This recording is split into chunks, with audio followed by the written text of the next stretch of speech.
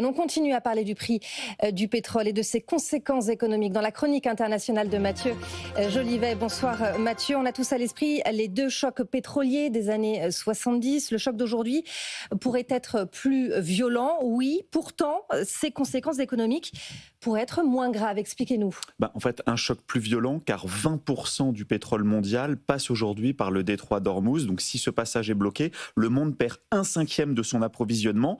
Si on compare avec les anciens chocs, les chocs de 73 et 79 avaient fait perdre 5% de la production mondiale. Autrement dit, le choc iranien pourrait être plus fort que ceux des années 70 et pourtant l'impact économique, lui, pourrait être moins catastrophique.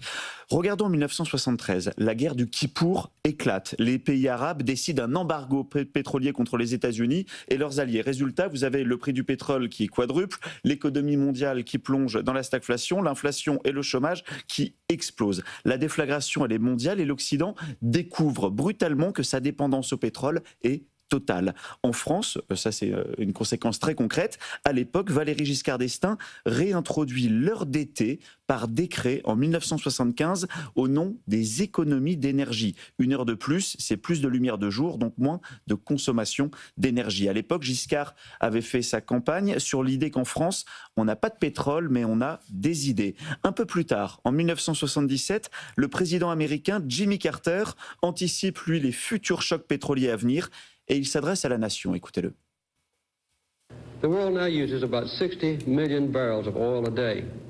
Le monde consomme aujourd'hui environ 60 millions de barils de pétrole par jour et la demande augmente chaque année d'environ 5%. Pour rester au même niveau, nous avons besoin de l'équivalent d'un nouveau Texas chaque année, d'un nouveau gisement en Alaska tous les 9 mois ou d'une nouvelle Arabie Saoudite tous les 3 ans. Ça n'est pas tenable.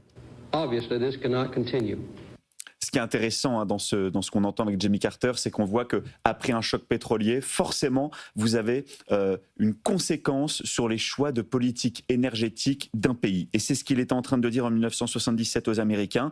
Moins de 2 ans après ce discours d'ailleurs, la révolution iranienne éclate, entraînant le deuxième choc pétrolier. Et la différence entre les années 70 et aujourd'hui, c'est qu'à l'époque, les économies étaient beaucoup plus dépendantes du pétrole qu'aujourd'hui. Oui, et la spirale inflationniste était beaucoup plus forte aussi. Le prix Nobel d'économie Paul Krugman nous le rappelle. Dans les années 70, aux États-Unis, un quart des salariés étaient syndiqués. Ils avaient obtenu des indexations automatiques des salaires sur l'inflation. Donc quand les prix montent, les salaires montent aussi, ce qui faisait encore monter les prix. C'est ce qu'on appelle la spirale prix-salaire. Et le monde est moins fragile aujourd'hui. Oui, l'économie mondiale n'est plus celle des années 70. L'économie américaine, elle est 4 fois plus forte aujourd'hui qu'en 73, mais elle consomme à peu près la même quantité de pétrole. Pourquoi ? Parce que les voitures sont beaucoup moins énergivores, parce que le chauffage est moins dépendant du pétrole, parce qu'il y a beaucoup plus de diversification énergétique. Donc malgré le drill baby drill, on voit que c'est plus la même situation que les années 70. Autre différence, les salaires sont beaucoup moins indexés aujourd'hui aux États-Unis